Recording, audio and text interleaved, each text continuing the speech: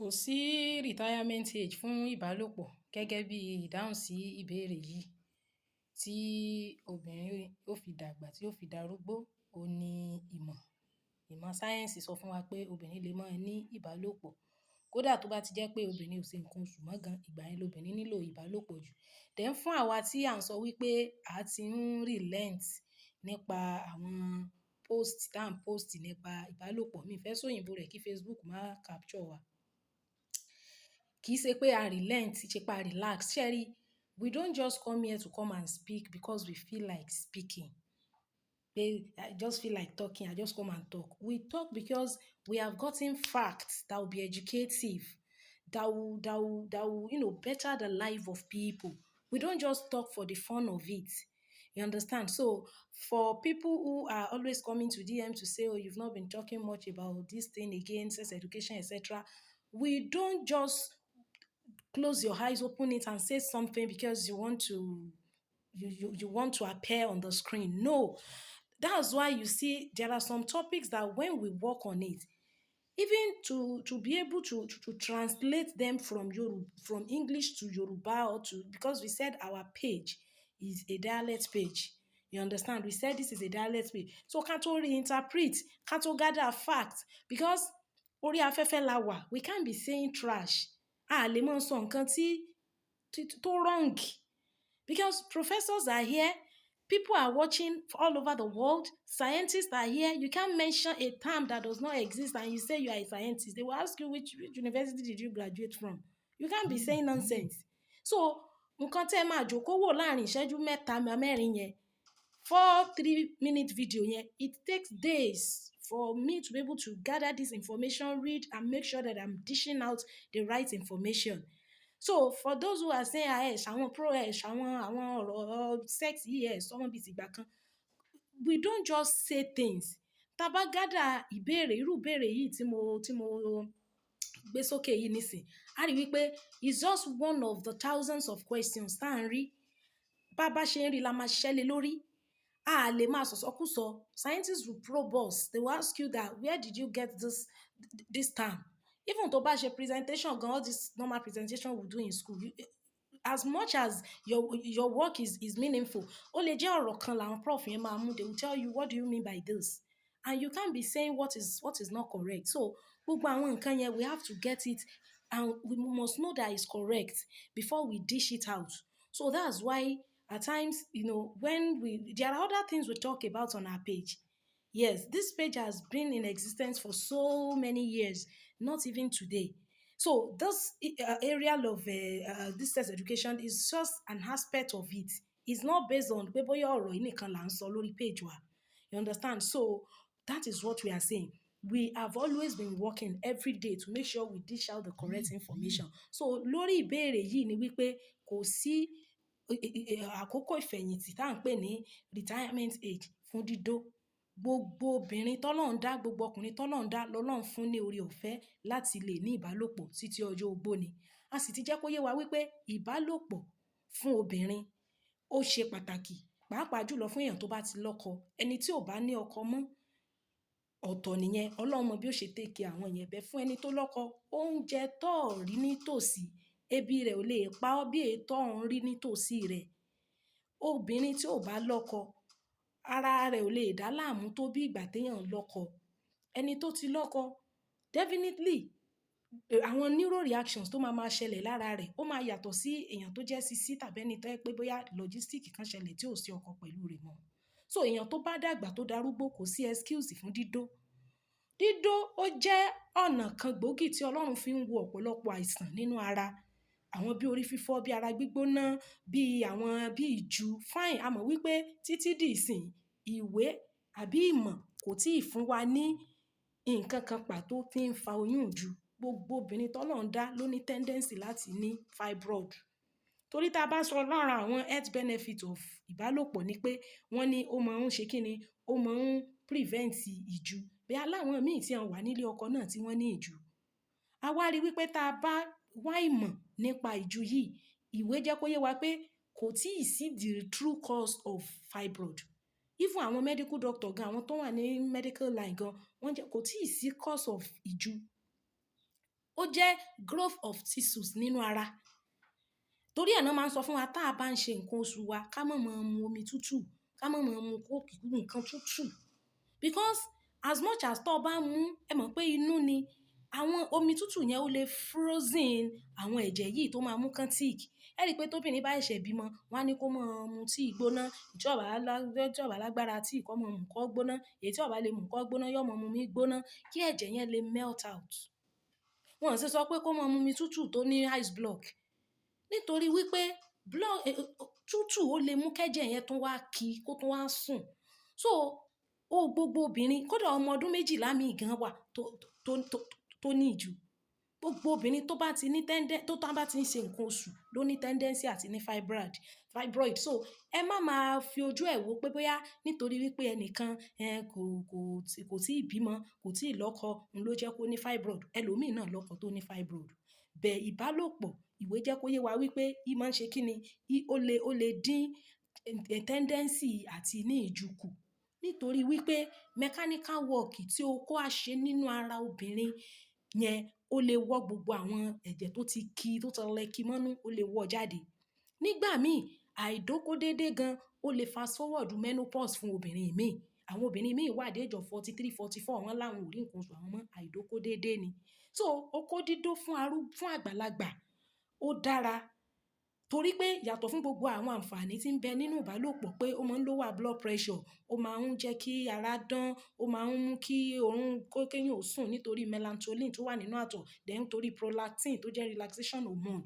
Yàtọ̀ fún gbogbo àwọn yẹn, tí obìnrin bá ti dàgbà, tí ò ṣe nǹkan oṣù mọ́, tó bá ń dó okó déédé, vaginal wall ẹ̀, àwọn wọ́ọ̀lù ojú ara rẹ̀, ó máa ṣe kíni, ó máa receive strength, ó máa gbàgbára. Because at old age, a rí wípé wọ́ọ̀lù òbò yẹn ó ti máa thin. Yàtọ̀ fún pé kò sí nǹkan oṣù mọ́, kò sí pé obìnrin secret ẹyin mọ́, bí ara ṣe ń ru sókè láti dóko ó ti wálẹ̀. Ojú ara náà máa wrinkle, á hun jọ. Okó dídó ló lè ṣe kíni, ló lè strengthen wọ́ọ̀lù ojú ara yẹn. Yàtọ̀ fún yẹn, okó dídó nígbà arúgbó, ó máa ń mú kí bladder obìnrin kó ní agbára, kó ní strength, ó máa ń strengthen bladder ni. Bladder yẹn ibẹ̀ ni ìtọ̀ máa ń re pamọ́ sí. Tó bá ti kún, lèyàn á feel pé yàn fẹ́ tọ̀, lèyàn lọ rèé tọ̀. Àmọ́ ní obìnrin tí ò ṣe nǹkan oṣù mọ́, tí gbogbo wọ́ọ̀lù ara ẹ̀ ti wálẹ̀, tí ò tún wá dóko, ìwé jẹ́ kó yé wa wípé bladder ibi tí ìtọ̀ máa ń store sí yẹn ó máa weak. Ilé ṣe ráwọn ìyá arúgbó míì tí wọ́n bá rẹ́rìn lásán báyìí wọ́n lè máa tọ̀ sára.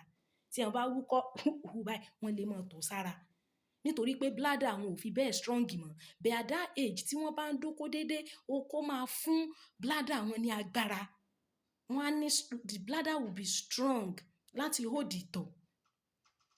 Bákan náà, okó dídó nígbà pé tóbìnrin ò bá ṣe nǹkan oṣù mọ́, í máa ń jẹ́ kí ojú ara obìnrin kó ṣe kíni, kó tutù, kó ní lubricant. Because naturally ojú ara yẹn ti gbẹ. Because ìgbà tí ò sí nǹkan oṣù mọ́, tí ò sí kankan mọ́. So gbígbẹ yẹn gan lásán, ó lè fa kí ó peel off, kó bó dànù nígbà tí àkókò ìbálòpọ̀ bá fẹ́ ṣẹlẹ̀. Àmọ́ tí obìnrin yẹn tó bá jẹ́yàn tó ní wetner tàbí ó ra lubricant, ó máa jẹ́ kí ara ẹ̀ kó ṣe kíni, kó tún tutù. Then àtọ̀ tí obìnrin máa gbà ní àkókò yẹn, ó máa jẹ́ kí ara ẹ̀ kó rejuvenate, ó máa jẹ́ kí ara rẹ̀ ó máa fún ara rẹ̀ ní àlàáfíà. Then gbogbo àwọn ìyá arúgbó tán máa ń complain ẹ̀yìn dídùn, ẹsẹ̀ dúndùn yẹn nítorí àìdóko ni. Tágbàlagbà tó ti dàgbà bá dóko, ẹlòmíì á sọ pé òun ti dàgbà, ara ó máa ròun tóun bá dóko. Tẹ́ ẹ̀ bá dóko gan, ìní ara máa ro yín. Gbogbo àwọn ẹ̀yìn dídùn, ẹsẹ̀ dídùn yẹn táwọn ìyá yẹn bá dóko, because okó dídó is exercise ni. Ó máa stretch gbogbo muscle ara, gbogbo ara ló máa stretch out. Ṣóyé wa? So ara àwọn àǹfààní okó dídó fún arúgbó nìyẹn. Then experience tẹ́lòmíì ní nígbà tó yọ̀ǹgì, ìyẹn ló fà á tí ọ̀pọ̀lọpọ̀ wọn fi máa ń yí ẹ̀yìn sí ìbálòpọ̀ tí wọ́n bá darúgbó, tí wọ́n máa ń bẹnu àtẹ́lù pé àwọn ò ṣe mọ́. Ẹlòmíì ò kalẹ̀ ní good sex life náà nígbà tí ó wà ní kékeré. Some people jẹ́ bóyá victim of ìpa, then tí bóyá kò sí ìfẹ́ lọ́dọ̀ ẹni tí wọ́n jọ wà yẹn. So gbogbo àwọn nǹkan yẹn join together, ìní máa ń fa àwọn previous experience. ìní máa ń fà tí ẹlòmíì fi máa ń sọ pé àwọn fẹ́ rìtáyà. Kò sí retirement age fún dídó. Tóbìnrin ó fi darúgbó lobìnrin gbúdọ̀ máa dó okó. Ẹ máa dó okó déédéé. Gbogbo àwọn orí fífọ́, ara ríro, ẹ̀yìn dídùn, inú rírun igan, okó dídó máa heal gbogbo rẹ̀ láì jẹ́ pé èèyàn kó òògùn jẹ. Ẹlòmíì á lóun ò rórun sùn. Tó bá dóko, wàá release prolactin fún okó dídó gan lásán. Then nínú àtọ̀ tó máa gbà, melatonin wà nínú ẹ̀ tó máa ń induce oorun, wàá sùn, ò ní ìdí òògùn oorun kankan. Ṣóyé wa bẹ́yẹn? So láti answer ìbéèrè yìí ni pé kò sí ìgbà àkókò ìfẹ̀yìntì fún okó dídó. Obìnrin míì gan tó ti dàgbà tí ò ṣe nǹkan oṣù mọ́, tó bá lóore ọ̀fẹ́ àti ní ọkọ míì, kó lọ rí ní ọkọ míì torí ọ̀fẹ́ rẹ̀ bá wà fún un. Instead tí ó fi mọ́ sleep around yẹn, kó kúkú settle down. A rí pé ìwé mímọ́ gan sọ wípé ẹni tí ó bá tí ì pé 100 ọdún, ká má kọ orúkọ rẹ̀ sí líìsì àwọn opó. Tó mì pé tóbìnrin bá sì jẹ́ 60 tí ó bá sì lọ́kọ, kó lọ rí ní ọkọ. Pé nǹkan oṣù ò wá mọ́ yẹn, ìyẹn ò ní pé kóbìnrin ó mọ̀ dóko mọ́. In fact, nǹkan oṣù tí ò wá mọ́ gan yóò fi fún yín ní freelancer ni. Ẹ ní need láti mọ̀, ní timetable kankan. Ẹ lè dó okó yín at the correct time tí ẹ bá fẹ́ dó okó. And majority àwọn ìyá tí wọ́n ti dàgbà tí wọ́n ṣe nǹkan oṣù mọ́ yìí gan náà gan. Àwọn bàbá tẹ́ ń sá fún yìí, wọ́n ní much strength mọ́. Ẹ̀yin náà ni wọ́n nílò ní àkókò yẹn. Tẹ́ ẹ bá ń sá fún wọn, wọ́n máa wà forced láti lọ rèé bá àwọn ọmọdé. Àwọn ọmọdé tí wọ́n lọ rèé báyìí, àwọn ọmọdé òun sì ní agbára tó ju tàwọn bàbá yẹn lọ. K'Ọlọ́run jẹ́ kẹ́mi àwọn bàbá yẹn ó gùn ni. Bẹ́ẹ̀ ẹ̀yin tẹ́ ẹ ti dàgbà, libido yẹn á balance together. Débi wípé kò ní sí pé tẹnìkan high, tẹnìkan low. Ó máa balance up. So tẹ́ bá fẹ́ kí a rí bàbá pẹ́, torí most of the time náà, èmi máa ń believe nínú ẹ̀mí mi pé àwọn tí wọ́n gbádùn àwọn ọkùnrin nígbà kékeré, àwọn náà ló yẹ kí wọ́n ṣe iṣẹ́ àgbà fún wọn. Ọkùnrin tó yẹ pé nígbà tó wà in his 20s, in his 30s, in his 40s, ìwọ náà ló ti gbádùn okó ẹ̀. Ìgbà tó di wípé okó ẹ̀ yẹn kò dàbí ti kékeré mọ́, ìwọ náà ló yẹ kó ṣiṣẹ́ yẹn. A ti sọ pé relationship okó àtòbò ó dàbí relationship ìyá àtọmọ ni. Ìyá tó bímọ á tọ́jú ọmọ, á ṣèkẹ́ ẹ̀ lọ́tùn lósì. Tó bá ti di pé ọmọ dàgbà, ọmọ ló máa tọ́jú ìyá. Ìgbà tó kó yẹn wà ń sàn góòdè tó ní psychogenic erection tó yẹ pé kó tó imagine tàbí kó tó sọ̀rọ̀, kó tó dìmẹ́ okó ẹ̀ ti dìde yẹn, ìwọ náà ló ti gbádùn ìgbà tó wà ní sàn góòdè. Ìgbà tó di pé ó ti ń dàgbà tán, andropause ti ń setting, gbogbo àwọn psychogenic erection yẹn ò sí bẹ́ẹ̀ mọ́. Ìwọ náà ló yẹ kó ṣiṣẹ́ yẹn. Bẹ́ẹ̀ ọ̀pọ̀lọpọ̀ àwọn ìyá yẹn máa ń pa àwọn bàbá tì. So iṣẹ́ tí wọ́n wá nílò láti ṣe yẹn, wọn ò ní lè ṣe mọ́. So kò yẹ kó máa rí bẹ́ẹ̀ yàtọ̀ fáwọn bàbá tí ìyàwó wọn bá pọ̀. Bẹ́ẹ̀ bàbá tó bá pé ìyàwó rẹ̀ ò pọ̀, ìgbà tí tó ti wà ní strong yẹn, ẹ̀yin náà lẹ gbádùn, ẹ̀yin náà ló yẹ kẹ́ ẹ ṣiṣẹ́ àgbà fún. Ẹ má wulẹ̀ máa sá fún wọn ní old age, kẹ́ ẹ máa hide under umbrella yìí pé ẹ ṣe nǹkan oṣù tí stop. Ìyẹn ò ní kẹ́yìn ò mọ̀ dó okó mọ́. Ìgbà yẹn gan lobìnrin ní láti dóko jù because kò tún sí ìbẹ̀rù oyún níní. Ẹni tí ò ṣe nǹkan oṣù mọ́ kò sí ìbẹ̀rù pé yóò lóyún nínú ìmọ̀ sáyẹ́ǹsì. Torí nígbà táwọn ẹlẹ́sìn ó bá dé ní ìsìn, wọ́n láwọn rí yàrá 70 years kan tó lóyún. Èmi ò ní òsì miracle bet. Kò sí bí sáyẹ́ǹsì ti fẹ́ ṣàlàyé yẹn. So ẹni tí ò ṣe nǹkan oṣù mọ́ ló yẹ kó dó okó dáadáa jù because kò sí wetness, kò sí lubricant, kò sí kankan mọ́. Àtọ̀ náà ló lè mú kí ara kó rejuvenate at that particular time. Gẹ́gẹ́ bí èmi ti kà lè mi sọ yìí o. Ṣé mọ̀ pé mo sọ pé n tó bá rí inú ìwé tó bá wá sọ, wọn ó bi ọ́ léèrè ìbéèrè bí tó ti rí ìwé tiẹ̀ tó lọ́n kà. So ẹ má jẹ́ kí a máa bẹ̀rù. Okó dídó ṣe pàtàkì fún ìlera ara. Àwọn tí wọ́n bá ti ní ẹ̀tọ́ sí ni o. Tìrísìn lónìí ò lọ́kọ, ó ní tó rán lóko dídó ṣe pàtàkì, ó lè mọ dóko lẹ́gà, èmi ò sí ń bẹ̀ o. Ṣóyé wa, so ẹ jẹ́ ká mọ̀ pé ó jẹ́ ẹ̀bùn tí Ọlọ́run fún humanity.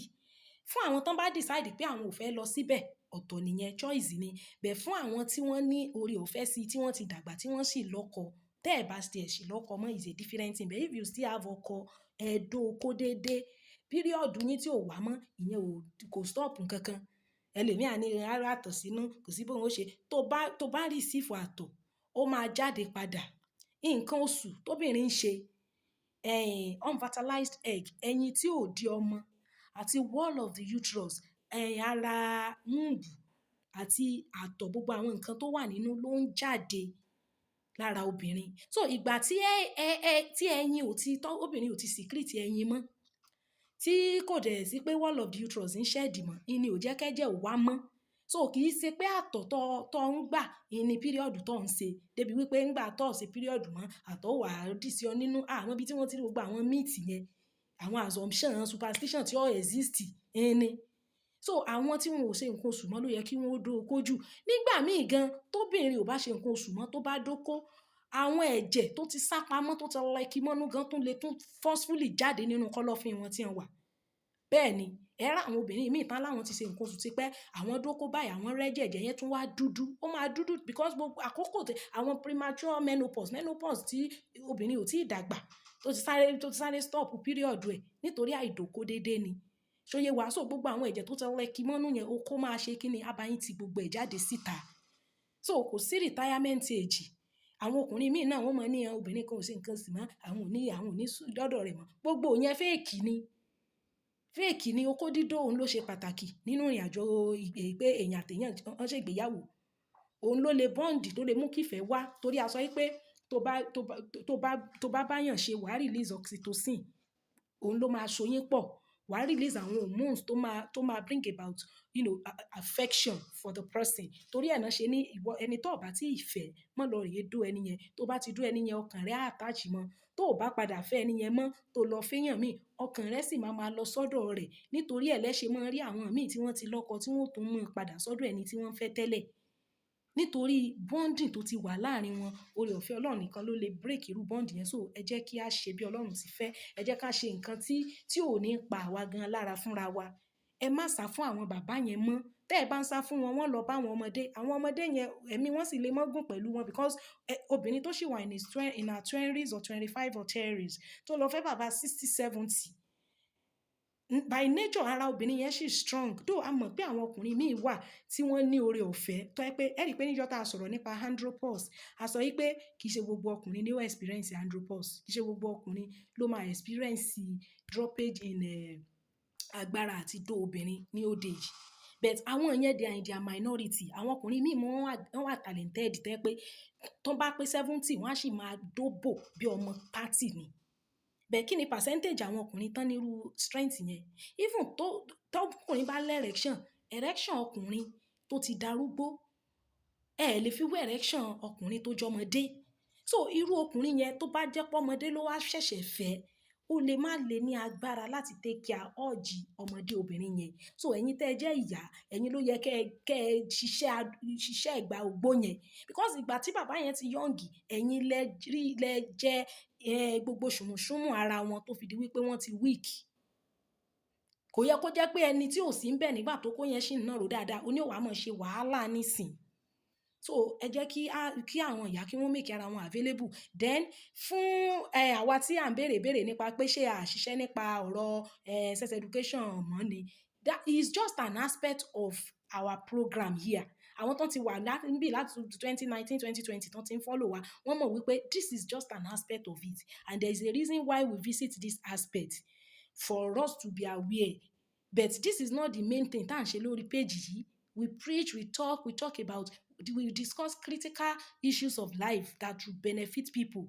Ṣóyé wa, so ẹ má jẹ́ ká wò pé anytime tá bá ti drop content nípa pé à ń ṣe ìmọ̀ nípa ìbálòpọ̀ yẹn, ká relax pé a ṣe nǹkan kan. We are working and God is helping us. So ẹ má jẹ́ kí a gbàgbé, kò sí àkókò ìfẹ̀yìntì fún dídó. Obìnrin nílò okó dáadáa nígbà arúgbó. Tóbìnrin bá ti darúgbó nílò láti dó okó kí ara rẹ̀ kó lè ní àlàáfíà, kó lè gbogbo àwọn ara ríro, ẹ̀yìn dídùn. Ẹ rí gbogbo àwọn grandma mi wọ́n lẹ́yìn ń dùn, àwọn ẹsẹ̀ ń ro, àwọn àìdóko déédéé ló máa ń fà. Ẹ máa dó okó déédéé so that gbogbo ara yín á lè stretch out. Bẹ́ẹ̀ ni ẹ má gbàgbé Ọ̀yọ́ Model Alternative Therapy. Wọ́n ń ta àwọn àgbo tó máa ń mára le, àwọn àgbo tó máa ń fọ ìdọ̀tí inú, tí máa ń fọ jẹ̀díjẹ̀dí, àwọn infection, àwọn àrùn ara. Bẹ́ẹ̀ ni nọ́mbà wọn ni 08068220707, 08068220707. Ọ̀yọ́ Model Alternative Therapy lẹ́jà sí ẹ̀dọ̀ okó déédéé gbogbo ẹ̀yin arúgbó àtàrúgbó àtòmídà tẹ́ntí èsà arúgbó gan. Tó bá ti lọ́kọ, dó ọkọ rẹ, máa dóra yín déédéé. Okó dídó máa ń mú kí ìfẹ́ wà, ó máa ń bond ìfẹ́. Tó bá dẹ̀ tí ì ṣetán láti bond, tí ì ṣetán tí wà tèèyàn ti sopọ̀, ẹ ti dọ́kọ tìyàwó, máa dó ẹni yẹn. Tó bá ti lè dó ẹni yẹn, wàá máa nífẹ̀ẹ́ rẹ̀ ni, o sì ní mọ̀ pé lost ni. Yóò máa dàbí love, but it's not love, is lost. Nítorí àwọn hormones tí ẹ ti jọ attached together yẹn, Ọlọ́run ó di gbogbo wa mú, Ọlọ́run ó pẹ̀lú wa. Thank you so very much, guys.